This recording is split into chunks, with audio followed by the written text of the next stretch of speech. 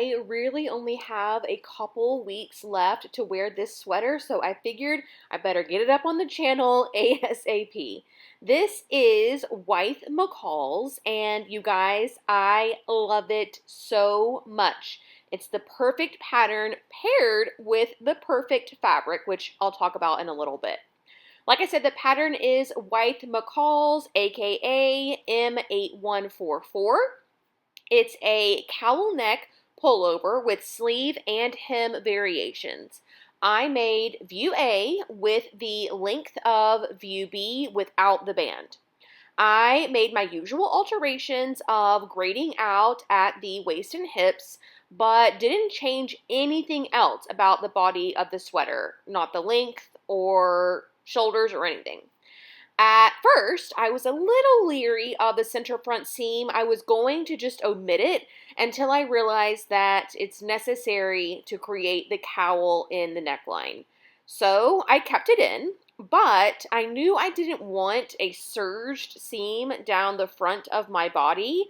This fabric is just so soft, and the idea of a surged seam would just be so disruptive to that. So I just pressed the seam allowances flat and left the edges raw. The cowl neck comes together pretty easily once you wrap your head around what they are trying to get you to do. It's kind of a little bit of folding and nipping until you're like, oh, okay, I get it. The cowl front and the cowl back are actually sewn together with the shoulder seam to create one seam. It's really interesting and ultimately an effective way to achieve this grown-on neckline and have a nice smooth seam there. I left the raw edge of the cowl unfinished as well, like the neckline of it. As you can imagine, the sleeves are really easy to set in because of the drop shoulder. There's virtually no shoulder cap, so the tube of the sleeve is easily sewn into the arm side.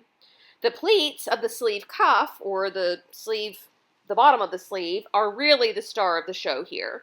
A series of pleats, they are so easy to sew and look like $1,000,000.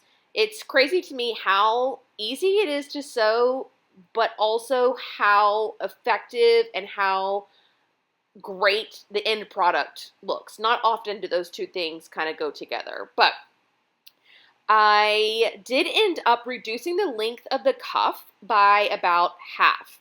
I didn't want as much of a Victorian flair to the sleeve as the original design, and by reducing the cuff, this makes the sleeves a little more feminine and a little less costumey. The fabric, like I've said, is just so soft and dreamy. It's like wearing a cloud. It's from StyleMaker Fabrics and comes in 4 colors. The cream that I'm wearing and the blush, hello, I need the blush, are both on back order, but the navy and black are in stock now, and they would technically qualify for the $5 shipping. So if you're ordering for the spring collection, might as well go ahead and throw this in too. You are going to want this fabric in your stash for when the fall rolls back around. I promise. It is so good, so versatile. You can make a gajillion things with it in addition to a sweater like mine. And that's that. My Wythe McCall's. I am going to try and eke out a few more wears by pairing it with some skirts, possibly my Helen's Closet York pinafore. I think that would be really cute. I just don't want to put it away just yet. But that's going to do it for me today. Thank you so much for watching. I will see you all again very soon. Bye!